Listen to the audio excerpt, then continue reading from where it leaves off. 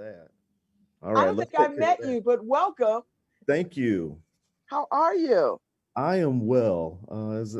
As I tell people, I am walking around blessed. Listen. Listen. With this pandemic, everybody's looking at.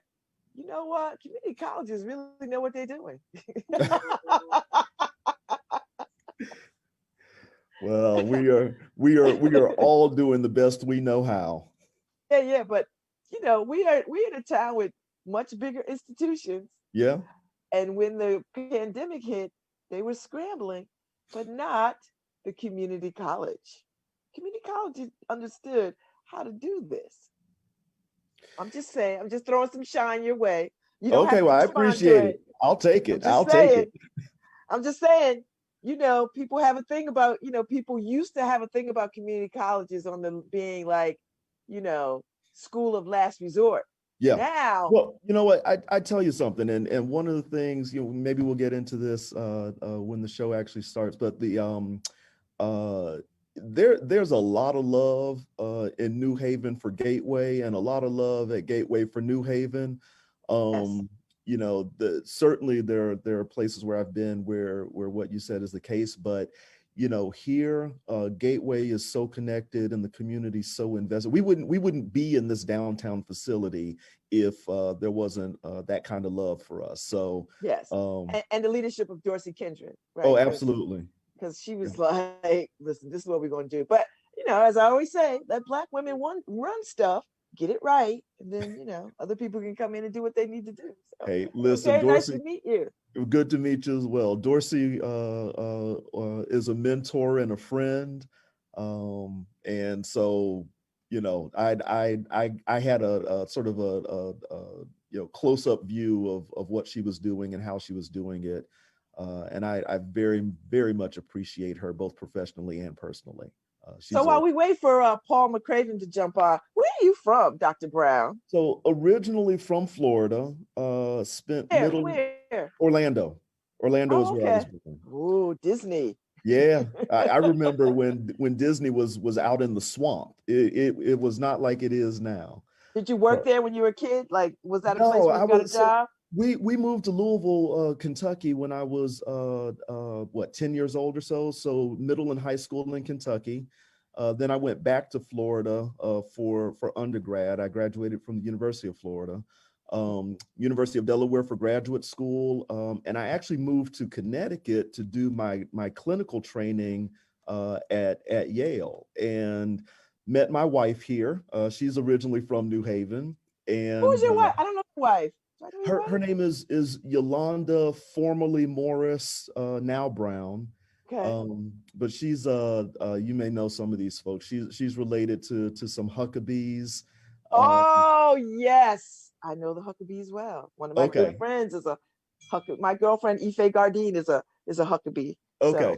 So, So mhm. she's related to some of them. And so met her very soon after I moved here. And then we got married in 2000, and then ended up making a life and a career here. So So do you miss the warm weather of the South? well, Because Southern people. I, because of her, I ended up being in Connecticut for a lot longer than I planned. So I've got sunshine on a cloudy day, and when it's cold outside, I've got the month of May. Oh, you are a good husband. You're gonna stay in good stead. I see that. Or right now you're just trying to get good Christmas presents. I see you. I like it. Hey, listen, the way I treat things, I try not to take anything for granted. So every day or every year before our anniversary, I have to re-up my contract. Right. Oh, you are. Listen, your next book ought to be How to Re-Up My Contract in Marriage. Right? I love it. Brothers need that. So, that's I pretty don't. good. I like that. Neither Are you one of us Greek? neither one of us want to exercise that player option. That's Um, right. Actually, I am not. When I was Right? an undergrad in particular, no, she's not either. Okay.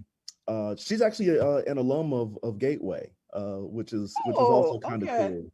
So Yes. But yeah, no, when I was undergrad and everything, the hazing was a little out of control, and so that was just something that I didn't, want to go to or go Yeah, through you in the at South the too. time.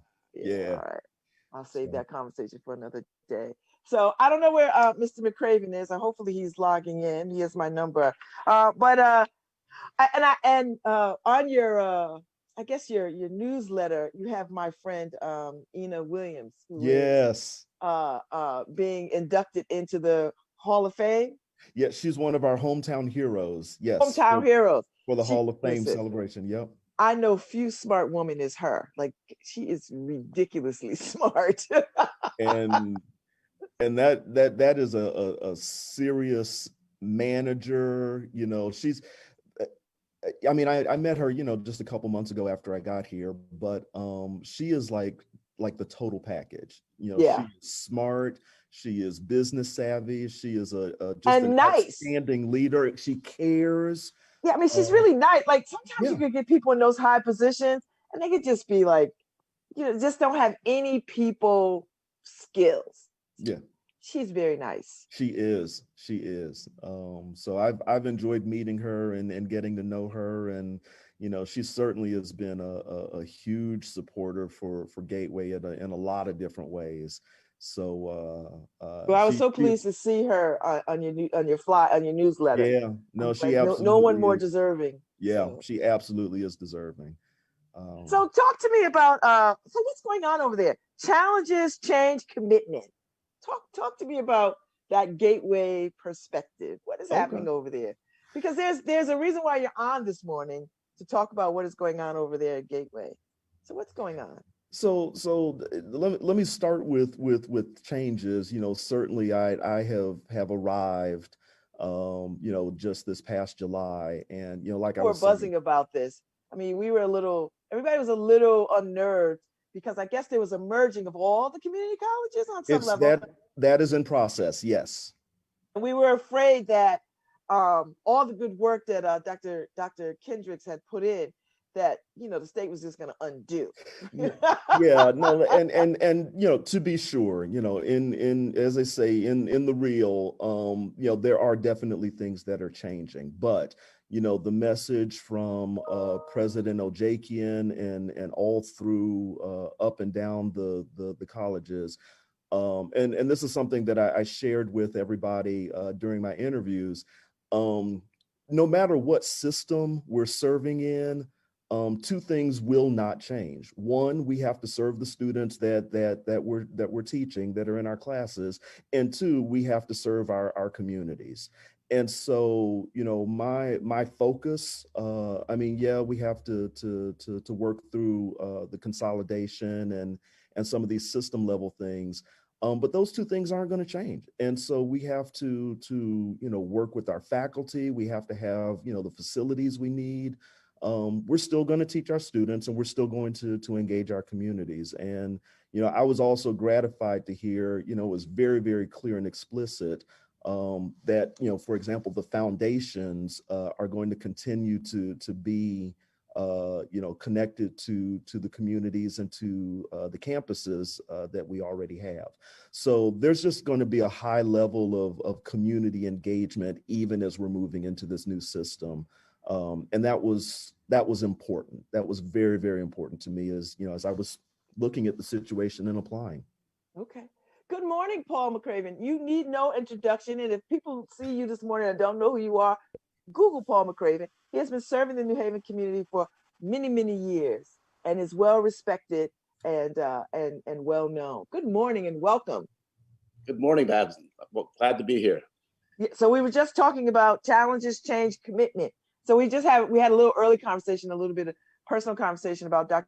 Brown and where he came from, and his life here and that kind of thing. So y'all Well, have stuff going on and we talked about Ina Williams a little bit too, and the shine that she got from the newsletter, which I'm very delighted by.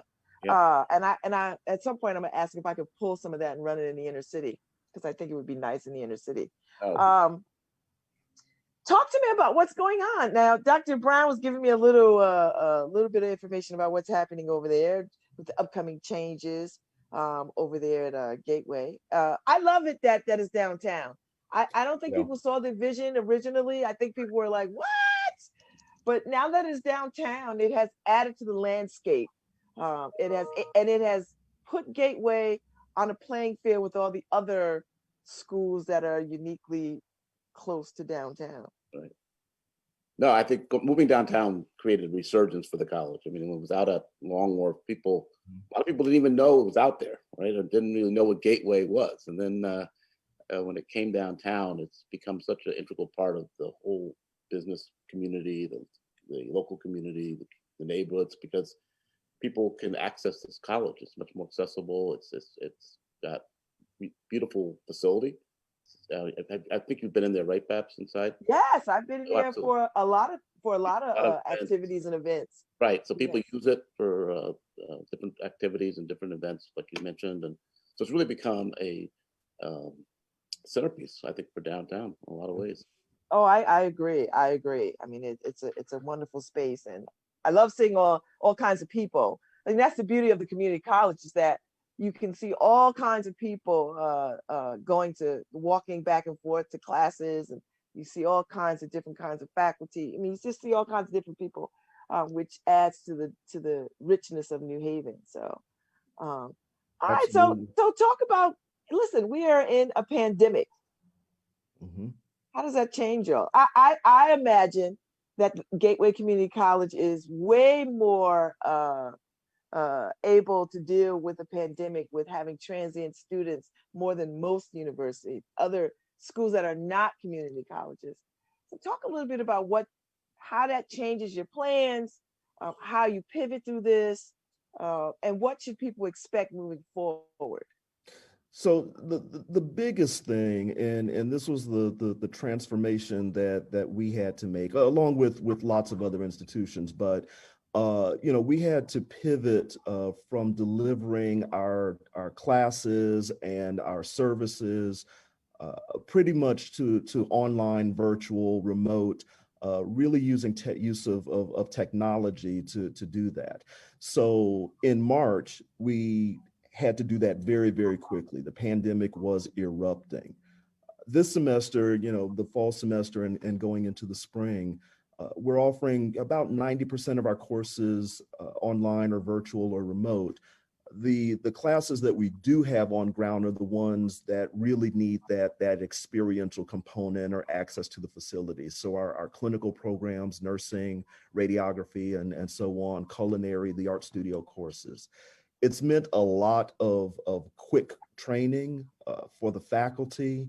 Our students have had to get used to a new way of doing things.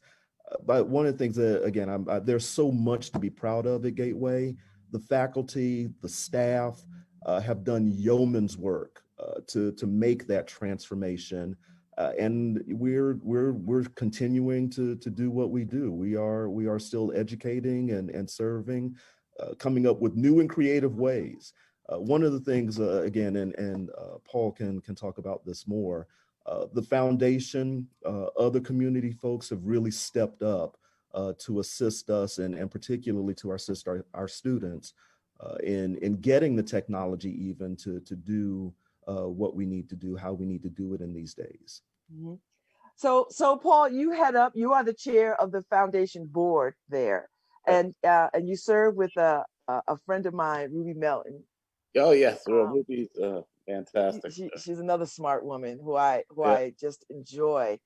We serve on the Long Wharf Theater Board together, and so I know that you all have a film, Bridge to Equity, that is launched or is launching, that is out there that people can watch, and that talks about how this particular community college has made a difference in people's lives, which I think is so important that people understand that community colleges change lives in ways that we never think about, but that we only think about for 4-year larger institutions. So talk a little bit about what that means, bridge to equity, and what did you hope to convey through this piece of work? Yeah. So if you don't mind, I'll tell you a little bit about the background of the foundation. Yes, please. So the Gateway Community Foundation is made up of it's a private 501c3 foundation that was organized to support Gateway Community College. And what we do is we try to raise dollars for students, for the professional development of the staff, for programs at the college, for wraparound programs, because a lot of the students are first generation college students coming from very limited financial means. And so we provide all that extra support to try to make sure that the students are successful and the college really is on an upward trajectory in terms of programs and that help support the programs that help the students as they're there. So Paul, is this foundation unique to Gateway? Like, does all the Connecticut community colleges have their own foundation, or is this? Yeah, I believe all of them have their own foundation, Okay. and they all pretty much are kind of the same, but they all have a little different focus. And but our foundation, we think is very special because we have a great set of volunteers, and like I said, volunteers. No one gets paid, but there's a really dedicated group that is made up of business people, educators, all types of people in the community that have come together to sort of and recognize how important Gateway is in this community, because it's definitely an organization you can be very passionate about as a board member, because you can see firsthand just how it's transforming people's lives. You can see, you meet these fantastic people, these dedicated faculty, staff, and people like Dr. Brown, who's like, which we just admire so much that their dedication to this field. But I would say that, so at the foundation, we try to raise a lot of dollars to support it. And usually our annual fundraiser is what we call the Hall of Fame Awards. And every year around this time, we have a big event, and we honor people in the community that we think have made a change and align with our mission. And this year, because of the pandemic, we couldn't do a big event. It was really, so we kind of put our heads together, and really under the leadership of Ruby Melton, who's the chair of the Hall of Fame event, we decided that in lieu of an event, we would do a series of different activities. One being a video, which is Pitch to Equity, which is really the overarching theme. And beyond that video, which talks about the more broad contributions of the college, we have individual videos of different students to tell their stories. And then very specially this year, we have a series of videos of what we call our hometown heroes. So these are the folks that we feel have really stepped up as in terms of the pandemic and really on the front lines of what's going on. And so this year we recognized a few people. I want to name those people if I can. Absolutely. Yeah. Name them, call them out, give them some shine. So Eric Clemens, I'll start with him. He's my colleague and friend, but and my friend as well. And and my heart goes out to his recent loss. My gosh. Absolutely. It's a sad time. But Eric has just been an amazing figure during this whole pandemic, out in the front line, raising money for food for the Dixville New Oldville neighborhood.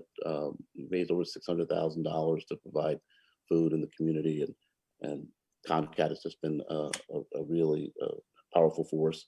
Claire Criscola from who's good friend from Claire's. But she's downtown. Worked with Gateway on all our programs in terms of food. Alexis Smith from New Glade, who's been really a partner with Gateway and with the community in terms of people's issues relating to the pandemic. Ina Williams, who we just spoke about, who's head of nursing, who's clearly at the Yale Navy Hospital, clearly on the front lines. And we're really honored to honor her. She's actually on our board as well, one of the foundation board members. And then a couple of organizations. We have AMR, the ambulance company, which basically during this pandemic has been out there with their EMTs and all their technicians, dealing directly with people on the front line. And one of the leaders over there now is a Gateway graduate. So we were really fortunate that Dr. Brown was able to present him an award and talk about AMR, and then also the Storehouse Project out in Milford, which provides a food pantry type of program. And they actually come to Gateway, I think it's every Friday during the pandemic, and give out free food to the community. And I happened to be over there one day, and it's amazing. They show up and the people are there ready, waiting, that really need the food, really counting on them. So those are some of our big honorees this year. And you got a lot going on. So how are you raising money this year? How are you doing it? well, we're doing well. And like I said, we're using the video and the whole theme, Bridge to Equity, and excuse me, I'm sorry. Mm-hmm. My phone here. The whole Bridge to Equity, theme, I think, is really resonating with people, because Gateway is so uniquely positioned to be a big factor in closing that bridge, because we're affordable, and people can really change the trajectory of their life really quickly we have all these different programs. But once you graduate, you can articulate into a 4-year college degree. We have a variety of programs, everything from automotive, so people that want to go directly into working. We have manufacturing. We have just all types of careers. Our allied health program, which is about second to none in the country, which we have people that are going right into Yale and Haven Hospital and really meaningful positions. So we just see, and then we also have just these and really supported by the foundation, these really strong wraparound programs, helping people pay their rent. We help people if they can't pay it. We help people pay their light bill. We help people. That's into the college. That's a lot. Right. So we want to be there for the student if they have a problem, or we don't have any barriers for them. So that Bridge to Equity theme, I think, has resonated with the community. We've raised more money this year, I think, than I don't want to get into comparisons, but we raised a lot of money. And in fact, one of the areas that we really focused on was the technology gap. Mm-hmm. And so we really focused on raising money for laptop computers. And we actually ended up being able to raise enough money to buy 563 laptop computers for our students, which was amazing that we got that type of support.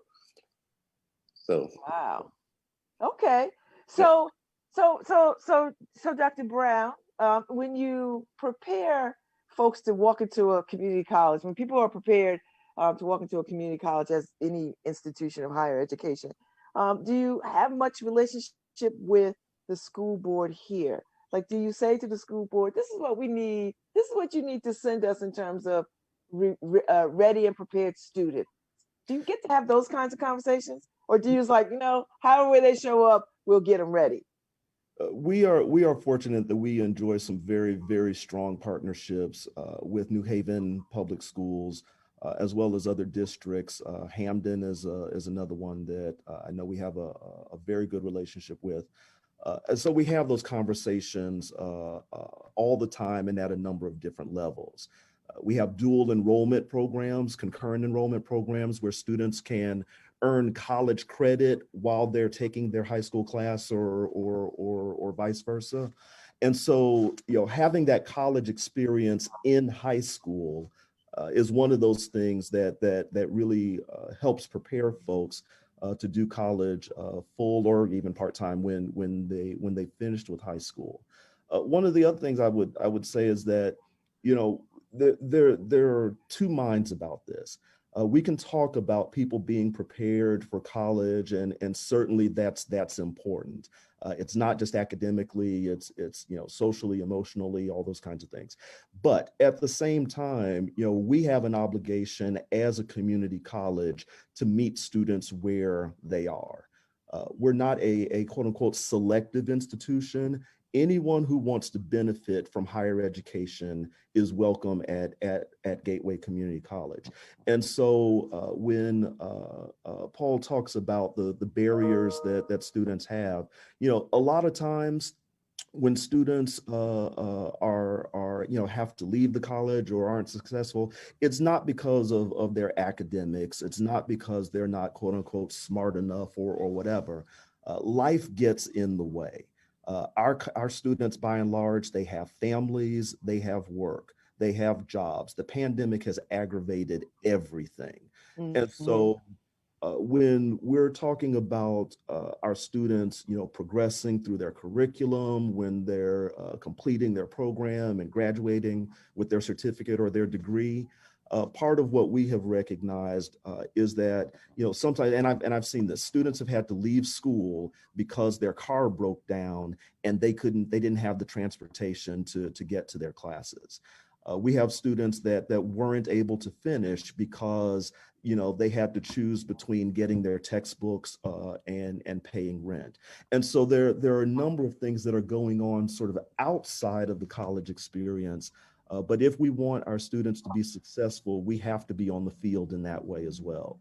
So, all of the things that the foundation is doing, there are a number of things that President Kendrick and President Brody put in place so that the college would be in a great position to work with students and just really meet them where they are. So yes, preparation is important. We always need to do what we can and what we need to do to prepare our students. And at the same time, we meet them where they are and do what we can to help facilitate their success. Now, do you think that the image of community college as a last resort is shifting and changing? I do for a number of different reasons. Gateway, and we were talking about this a little earlier. The community's investment in Gateway. Gateway is a source of pride for the community, here in the New Haven area. So that definitely helps. I think that for some people, they are realizing that they can get the same kind of education at sometimes a lower cost. People are recognizing that, if you start at Gateway for whatever reason, that you can then go to, practically anywhere you want to go to get your baccalaureate degree. Certainly our clinical programs, we have folks that have already earned bachelor's and master's degrees, but because of whatever it is that they want to do career-wise, they come to Gateway and take advantage of programs that we have here, either to improve skills or break into another field. So there are a lot of needs that we meet here at Gateway. And I think that our community and really across the nation, people are looking at community colleges in a different way. Certainly, this has been going on, I think, for a while, but President Obama raised the profile of community colleges under his administration. And I think that there's just been momentum building for people to really consider what we have to offer and decide if that makes sense for them. So now, so when you look out at the landscape of do you do for future casting in terms of what you can offer at the community college? Like, there was a movement of that everybody should offer coding, coding is a big deal. Now, next 2 years from now, 10 years from now, might be something else that that might have that might offer high wages, that kind of thing. How do you look at the landscape and decide what ought to be highlighted and offered, or what should be made into a bigger curriculum, what should be scaled back? How do you do that kind of work for community colleges? It is complicated, but the best way I can describe it, it's engagement with our community, with industry and employers. The governor has certainly shown leadership in terms of developing partnerships with business and industry across the state. And so really there's no magic formula. We have to engage, we have to hear, we have to learn, we have to invite business and industry in particular to let us know what their needs are. I think that there's just a huge rate. The Chamber of Commerce is another entity that we connect with and have regular conversations with. I think that most folks know and understand that it is easy. Well, I don't know about easier, but certainly more cost effective to grow and raise your own talent as opposed to importing it. And so, when we talk about the need for Gateway in our community, it's not just sort of a philanthropic, philosophical education is a great kind of venture. Gateway, along with the other colleges in the area, is positioned to really help with the economic prosperity of the region. So, one of the things about New Haven, again, that I particularly enjoy, we have Gateway, we have Albertus, we have University of New Haven, we have Southern, we have Yale. Any higher education option that you might want is here in New Haven. And so as a region, and we enjoy strong partnerships with all of our higher education brothers and sisters. So when you talk about New Haven being a place where you can make a living and do some things, really the options and the opportunities are here, and they're growing. So again, another wonderful reason to come back to New Haven when I did. So Paul, as a chair of the foundation arm of this, so do y'all set out every year to create a budget, and do you have a sense or what you need to raise? And I would imagine that every year it grows, that you have to meet the challenge every year. How difficult is it to be out there? I mean, New Haven, with all its wonderful things and opportunities, there's a lot of other entities here that, reach out and are raising money, like a lot. Sure. How do you get out there and sort of, shake the trees, so to speak? Right. Well, it's interesting because, I think, most colleges, when they raise money, they raise from their alumni, and they don't usually get a lot of community gifts because they're identified as sort of private or serving a certain constituency. Where Gateway, people view it as the community's college, and so I think it's really embraced by everyone. So we get gifts from other colleges, we get universities, we get gifts from the local businesses, the corporations, small businesses, people in the community. So once they hear, if we can get to them and tell the story is so compelling. And if you, Gateway just has incredible stories. So a lot of those stories are told on our video. There's just one of the really, I think, intriguing stories of Salem Mosquera, who came to U.S. speaking very little English as an immigrant, and is now the commissioner of housing for the state of Connecticut. And she came through Gateway, and that really changed her life. So, there's thousands of those types of stories, and all of them are amazing. So we try to tell those stories, and that has helped us really raise a lot of funds. But we're still looking for more funds. So if people want to connect with the college, please come to our website. And I think, I want to thank all the support that we've gotten so far, because a lot of them they give every year. It's, once they get hooked to the message and they see the results of what we're doing, we try to keep them informed of all the good things that the college is doing. We seem to be able to really engage those donors. So, Dr. Brown, you mentioned the Chamber of Commerce, and so I want to ask how connected are you to the workforce? Because I hear oftentimes that the workforce is like, we need bodies, like we need trained employees. We need employees that know how to read and how to do this and how to do that. How sensitive are you to sort of helping meet some of those employment needs of Connecticut across, not just New Haven, but wherever students want to go here or in the New England region? How sensitive are you to hearing that message, and do you feel a sense of obligation to fold in to the Gateway curriculums to meet those kinds of needs and desires? Very, very sensitive, and that is part of our reason for being. So, you mentioned, earlier, and Paul did as well, sort of the array of programs that we have. So for example, the clinical programs that we have, nursing, allied health, We've nutrition is included in our allied health and nursing division, as well as the culinary. There is a growing recognition that food and health and well-being, all of those things are connected with each other. And so part of our organization reflects that fact. Connections and investments and partnerships with Yale New Haven Health and so many other health facilities, certainly influence our curricula, influence our programming. We have programs in automotive.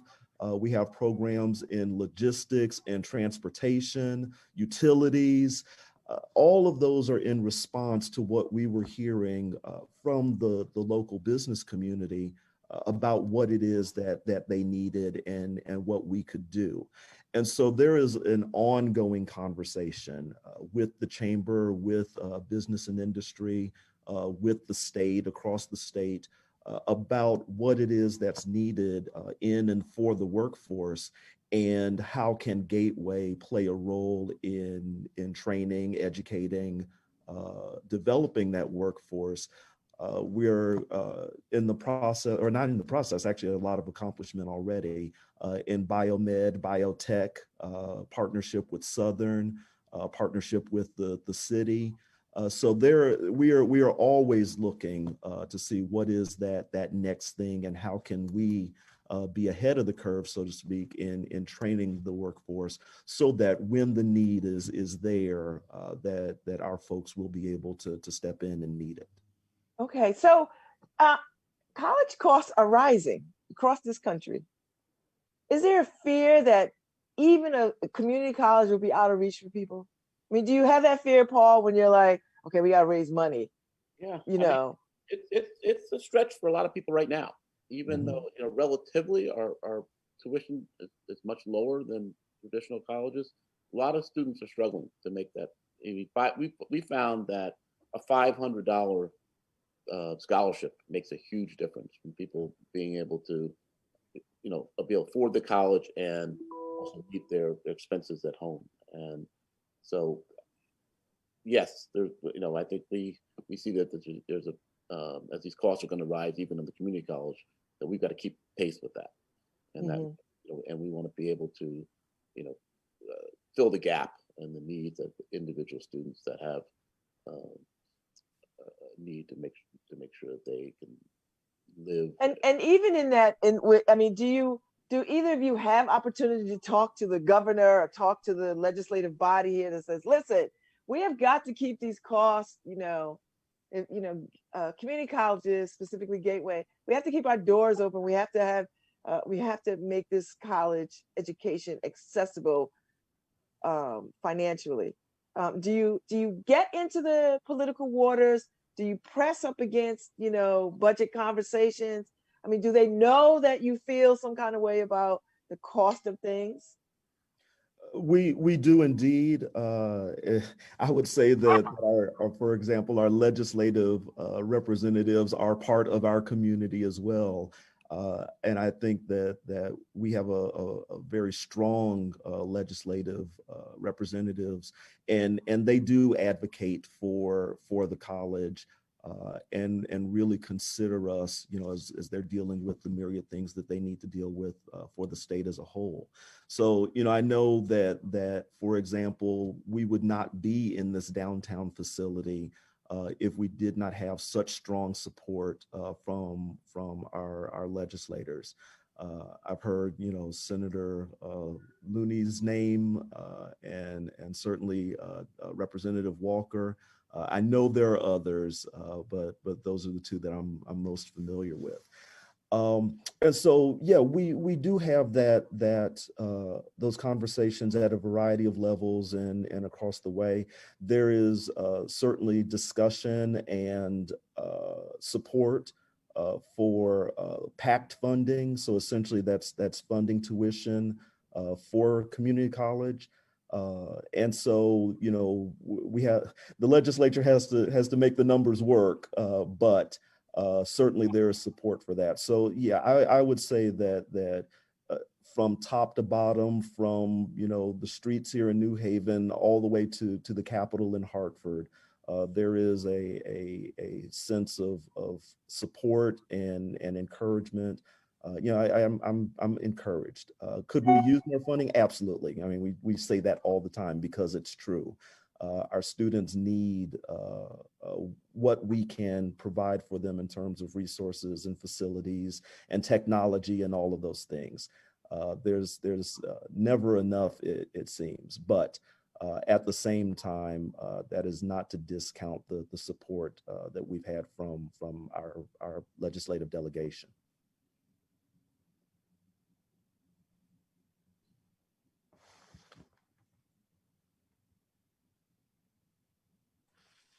I think Babz froze. It seems like it. How you doing? I'm Harry. Harry Dro's the producer, actually. Oh, I hear you. And also a Gateway graduate. Oh, fantastic. Outstanding. Outstanding. Yeah, so actually my wife and I graduated in I think it was 95. Okay. I think we were the first couple to graduate together from Gateway. Really? Yeah, and my first job out of Gateway was with the Greater New Haven Chamber of Commerce. So yeah, I lived right there in New Haven. I live in Waterbury now. We need to confirm that and then find a way to feature you two. That's a great story. That is a great story. Yeah, it was something. What was that? Were you a communications major or? Actually, we both graduated with business administration degrees. Okay. And actually, Gateway became basically the foundation of everything else I did, right? So I went to Gateway, then graduated, joined the Greater New Haven Chamber of Commerce as a bookkeeper. But I found that the business administration degree just was more of a foundation to everything, right? Mm-hmm. So I was able to move on to computer science and all of that, and became a system administrator, and then broke off, became a consultant on my own for a while, and then I joined Paul Bass's team at New Haven Independent. So yeah, I mean, it, like I said, foundation for everything. It just broadened, it opened up my mind.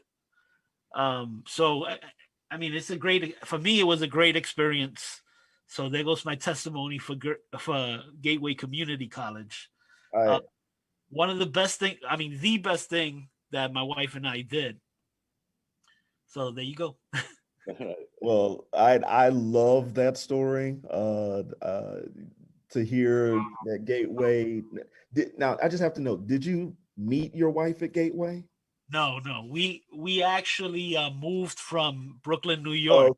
Oh, okay. We moved here, I think, in like 92, around when Bill Clinton was president. And we just my wife drove everything, right? So we came over here. We didn't have high school diplomas or anything. We actually were super struggling poor, So my wife said, I'm gonna go get my GED. And I was working as a stock boy somewhere, trying to find other jobs. And I said, whoa, I'm not going to let her just get her high school diploma and me not have a high school diploma. And then once we got our GED, she said, well, I'm going to go to Gateway. And I'm like, well, wait a minute. I can't be left behind here. So that's basically what happened. So I was chasing her. I guess I've been chasing her for most of my life. So that's what happened. And we both graduated together. And I'm about to call Disney. We need to make a movie out of this. Right. I'm so that from where I sit as the CEO, hearing that is so just gratifying to me. You know, we hear often enough, if you go into one of the hospitals, you know, one of your nurses is probably going to be a Gateway grad or all of that. But just there are so many people across our community that have come to Gateway and graduated to Gateway. I'm not sure that the people always recognize just how many folks come through our doors and then, you know, go out and do what they do. So thank you for sharing that. Yeah, I mean, I was student government president for a while there too. Really? Okay. So yeah, so I had an experience that, and that I was a reluctant president of the student government too. I was basically forced to run by my sister-in-law, who was also going to Gateway. Okay. And she's like, they need somebody like you to go in there. And I was like, okay, I'll try it. You know, I'm like I don't know if you ever seen the movie Hero with Dustin Hoffman. Long time ago, yeah. Oh yeah, that he's a reluctant hero. Yeah. That was me the whole way. I guess I'll do it. I guess I'll do that. I guess I'll follow my wife to Gateway. But the best thing that I ever did, you know, and like I said, it was the opening of the mind. It was like the fireworks going on, all my brain cells learning new stuff. And I remember sitting down in business law with Dr. Roble at the time, and it was just fascinating. Me learning the law and stuff like that. I was just like fascinated by it. It just opened up everything for me, you know, stuff that I didn't know. You know, I was always a good, you know, debater and arguer, but learning the law made me, you know, want to not just know information, but grasp it, you know, soak it in. So, I mean, fascinating for me. There was just certain things there. One of my first English professors, Gaudio, also, these guys just influenced my life, but my mind. It was just not enough to know what I knew. It was just, they just opened up, they just broke through the ceiling, right? So like I said, the experience was like no other, just because it was like being born again. You know, when you go to church, which I had the experience of going to church and being born again, and it was the same thing intellectually, being born again. So amazing. Mary, I just got to say, your testimony, you're a tremendous ambassador for the college. So I'm sure, I know that our staff at the foundation, and particularly in the college, like I want to mention Mary Ellen Cody, who's has been our leader from at the foundation, that I'm sure her and her staff are listening right now. I'm going to engage. Yes, they are. As the foundation tries to connect with the community and our alumni. So this is yeah. Well, let me tell you, it's just that going to Gateway just made you understand. You always hear people say that things are possible. It just making you understand that the possibilities are real. Listen, if I could just say, and Babz, if you don't mind, let me do a shout out to shout out. I'm sorry, the Wi-Fi just went crazy, and I just so for those of you who are listening, and we might have to play this at one of our all college meetings, but what you were just talking about, we're dealing with some crazy heavy duty stuff and COVID and all of that. I want to point out to my faculty and my staff that we need to just keep on staying the course and persevering and doing our work and doing our jobs, because what happened with you here at Gateway, that's the reason we are here. And sometimes we need to hear it and be reminded.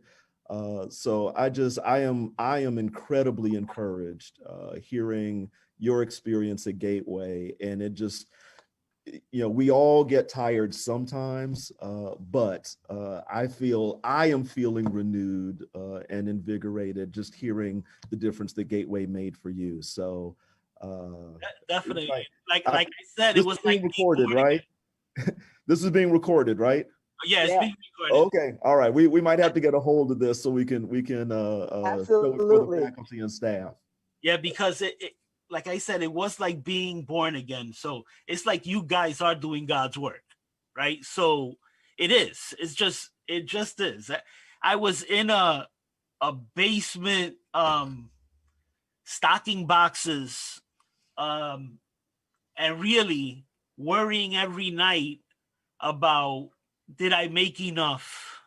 Mm-hmm. You know, had 2 kids, and it was, my wife and I cried a lot of nights over rent and food on the table and stuff like that. So Gateway opened up possibilities.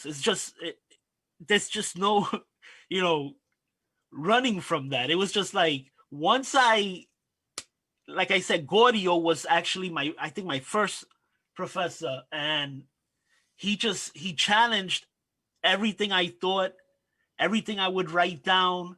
And then when I, going to Dr. Robley, like I said, in business law, the arguing with him and debating, and Babz is probably saying, oh God, he's the one who opened up Harry to debating. But but it was amazing, and I wouldn't trade it for anything. And I thank God for Gateway and for my wife for pushing it. That's a good story. That's a good testament. Yeah. You got a good testament. Yeah, we sure did. Well, I want to thank you both this morning. Harry, thank you for saving this. I appreciate you so much. That Gateway education is a beautiful thing. Dr. Brown, you are welcome anytime. Paul McCraven, you are welcome anytime. Thank you so much. Thank you for having us. Process and let us know what you're doing, and that kind of thing. I appreciate you, and I really dig what y'all doing over there with Ruby Melton over there, and congratulations to Ina Williams and all the board members on the foundation side. Thank y'all. So enjoy the rest of your week, and happy Thanksgiving if I don't see y'all out here in these internet streets. Right. Thank you so much. Appreciate being able to be with you this morning. Thank you. Thank you. All right, gentlemen. All right. Bye-bye. Thank you. Bye-bye. All right. Take care.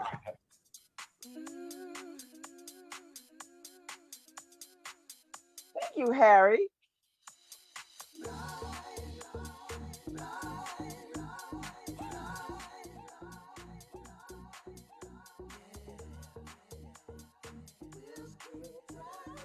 Oh, I'm muted. Yeah, so I was listening to everything, and just going. I'm so thankful for you. Just going through everything, and you, Harry, because you know how yours just goes down. It just went down. Yeah, it happens. But no, yeah. So Gateway is something special, especially when you're at rock bottom, and you're looking for, that step, that one step up, and to find the second step and the third step. Gateway was a godsend to Karen and I. So there you go. Yeah, absolutely. It's a wonderful thing. I'm glad, and I love that they're downtown. Like, I just love that they are. It just levels the playing field on a lot. It just levels emotionally and psychologically to put them downtown, puts them on par with with the other schools that have access to downtown. Yeah, I like where they're located too. I actually have to pass by one of these days. I haven't checked out their new digs yet.